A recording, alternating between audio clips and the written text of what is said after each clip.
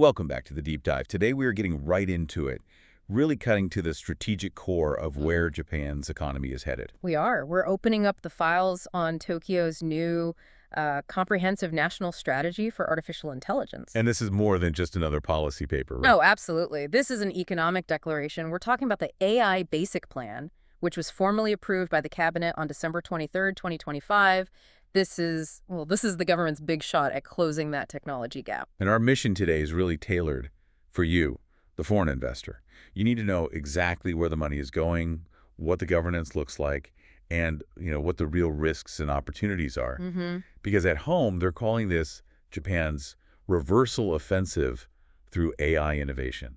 That's a powerful phrase. It signals a real sense of urgency. Urgency is exactly the right word. Look, Japan knows it's lagging behind the U.S. and China in AI investment and deployment, but the pressure isn't just, keeping up with the competition. It's domestic, too. It's completely domestic. It's demographic reality. They're staring down severe labor shortages, a declining population.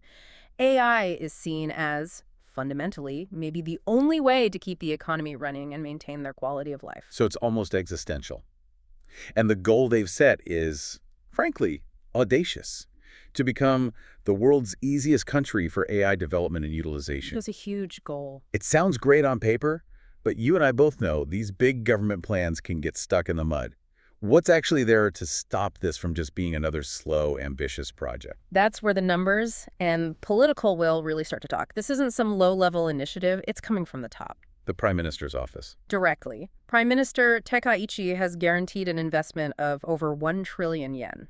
That's specifically for AI policies. This is state money designed to de-risk things for the private sector and, frankly, to pull in major foreign investment. And they're backing that up with things like tax incentives. Tax incentives and a very clear directive for united action between the public and private sectors. Okay, 1 trillion yen. It's a massive figure, but let's put it in context for an investor. 1 trillion yen is roughly, what, 7 billion US dollars? Around that, yes. So how does that really stack up against what the US or the EU is pouring into AI? Is this a budget to win the whole race, or is it something more specific? It's absolutely the latter. It is a very targeted seed fund.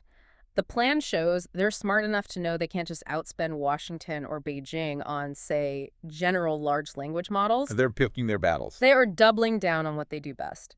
The strategy is explicit about leveraging Japan's core strengths. One, their incredibly high-quality data. Especially from industrial robots. Exactly. That's super accurate, high-precision data. And two, of course, their world-class communications infrastructure. That 1 trillion yen is laser-focused on using those unique assets to carve out a defensible niche. That makes perfect sense. A reversal offensive. So let's break down how they're planning to do it. The strategy is built on 4 pillars, based on their AI Act principles. And we can see their immediate priorities from the latest supplementary budget allocations. The numbers tell the story. Okay, lay them out for us. Pillar 1. Pillar 1 is use AI. So accelerating utilization. That gets 50.2 billion yen. It's all about getting AI into society and industry right now. And Pillar 2. Pillar 2 is create AI. This is the big one. Strategic reinforcement of development. It gets the largest slice by a huge margin, 360.5 billion yen. Whoa. Yeah, that tells you everything. R&D, building infrastructure, direct tech development, that is the #1 financial priority, period. Okay. Then Pillar 3 is enhanced trust and governance, so the safety and rules part. Right, leading AI governance, that's allocated 24.0 billion yen. Oh, that's fine. Finally, Pillar 4, collaborate with AI, continuous transformation. This is about people, reskilling, it gets 3.3 billion yen. So just look at that, 360 billion for creating the tech and 3.3 billion for managing this societal shift. I mean, that signals that they think the immediate ROI is in closing the technology gap first. People gap comes later. Absolutely. Let's dig into those first 2 pillars, starting with use AI.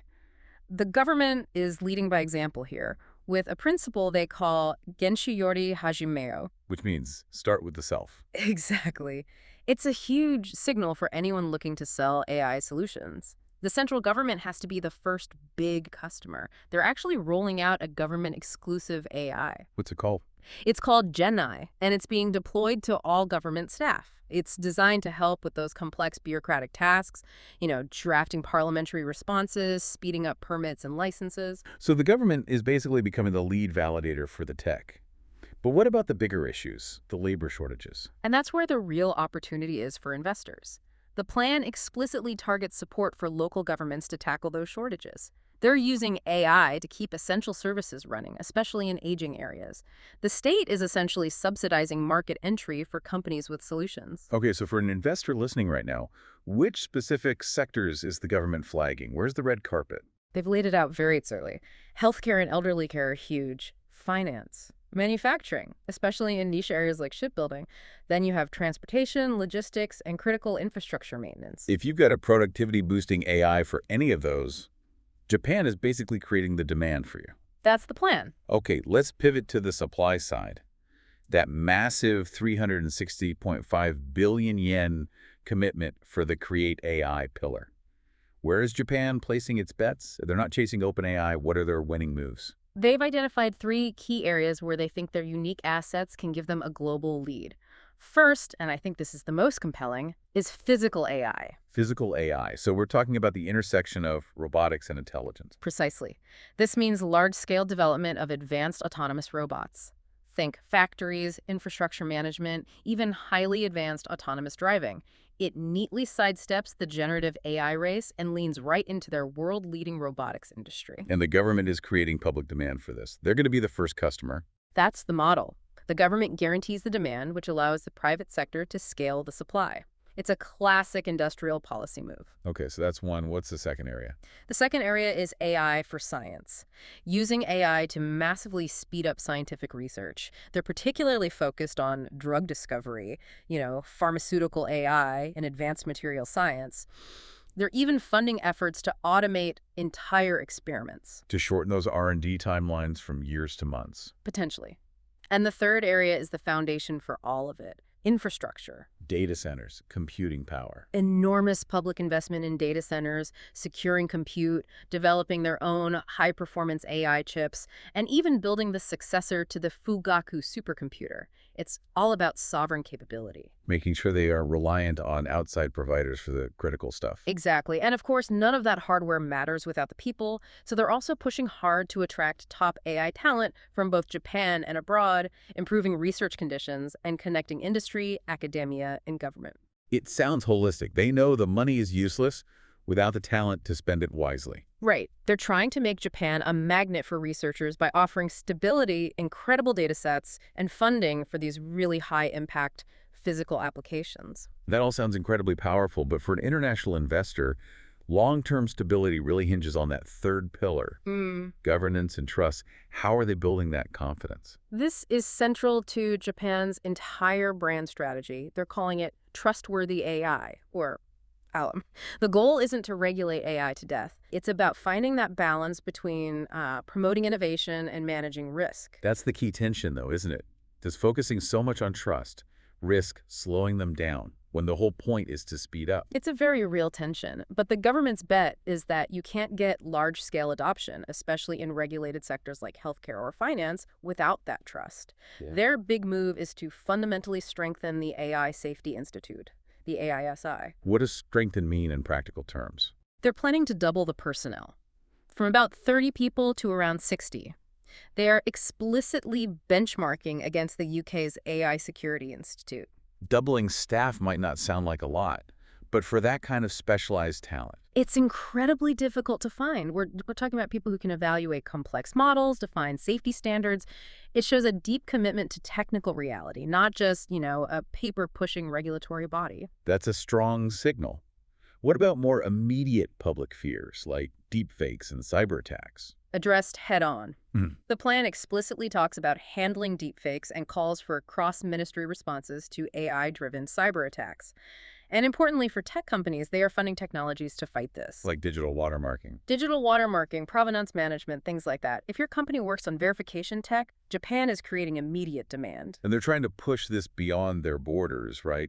Through the Hiroshima AI process. Yes, that's their international play. They want to maintain leadership in global AI governance, build a network, and ensure different AI models can work together safely. The idea is to make their domestic safety framework the global norm. Which, if it works, would create a more stable environment for any foreign company operating in Japan. That's the goal. It's a calculated risk. They believe that if they can set the global standard for safety in physical AI, the area they want to dominate, they essentially create a regulatory advantage for their own companies. Governance as a competitive edge, not a hurdle. Okay, so to nail down this whole trustworthy AI idea, there are also a set of guidelines, the Shishin. Yes, the guidelines for ensuring propriety. This is essential reading for any firm entering the market.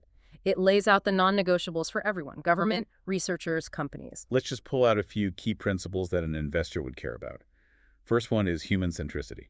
Paramount. Human dignity and rights come first. A human must always make the final call on important decisions, so no fully autonomous kill switches, basically. And then there's accountability. Which, for an investor, means legal clarity. You have to know who's responsible when an AI system fails. They also push transparency, requiring disclosure about how an AI works, within reason. And you mentioned one that's critical for market entry, intellectual property and data. Right. They emphasize protecting IP and privacy, of course, but there's this interesting phrase. They want to consider benefit-return ecosystems for data holders. Meaning if you provide the valuable data that trains the AI. You should get compensated, or at least benefit from the innovation that comes from it. It's a way to keep that crucial data supply chain healthy and ethical. Let's circle back to that fourth pillar, the one with the smallest budget. Collaborate with AI. Only 3.3 billion yen. Why should an investor pay attention to it? Because it's the insurance policy on the entire trillion-yen investment. It tackles the biggest long-term risk to AI deployment anywhere: workforce acceptance. You can't put robots in every factory if the workers don't know how to operate or maintain them. Exactly. This pillar is about reskilling and raising AI literacy across the entire population. It requires everyone, workers, consumers, to understand what AI can and can't do, its limits, the potential for hallucination. So for a foreign company planning a big automation project, that's a huge stability factor, knowing the workforce is being prepared. It's a massive de-risking element. Okay, but this whole field moves so fast. Yeah. How does the government make sure this entire plan isn't obsolete in 6 months? They've built in a refresh mechanism. They call it agile governance. The government is committed to a PDCA cycle plan, do, check, act. So they review it. They are required to conduct an annual review and revision of the basic plan. This might be the most important detail for a long-term investor. The policy is not static. You have a guarantee that the rules of the game will be updated every single year to keep pace. That's an incredible asset. So, to just sum it all up for you, the investor, Japan's AI Basic Plan is a massive state-led commitment backed by over 1 trillion yen. They are strategically leveraging their unique strengths industrial data, robotics, to win in physical AI and AI for science. Not the LM race. Not the general LLM race. And crucially, that commitment to trustworthy AI and agile governance with things like a stronger AI SAI and the annual review. It all creates a clearer, safer, and frankly, a more stable environment for R&D than you'll find in a lot of other markets. Okay, let's unpack this. So what does this all mean? To me, it seems like the AI Basic Plan is really a bet on reliability. Japan is planting its flag. It's saying high-quality data and a reputation for trust are going to be their core assets in the global AI ecosystem. It's a bet that in a chaotic tech world, security and integration with the real, physical world will be the enduring competitive advantage. So the government has put up the money, over 1 trillion yen, and they've built a governance structure with AI SAI and that annual review. So the question for you to think about is this. With this aggressive push into physical AI, this integration of AI with robotics and critical infrastructure, where do you see the first major market-moving breakthroughs happening? What specific Japanese industry, backed by this plan, will be the first to really innovate and expand globally? Will it be autonomous construction, or maybe AI-driven drug discovery? Something to consider as you decide where to place your capital in this new landscape.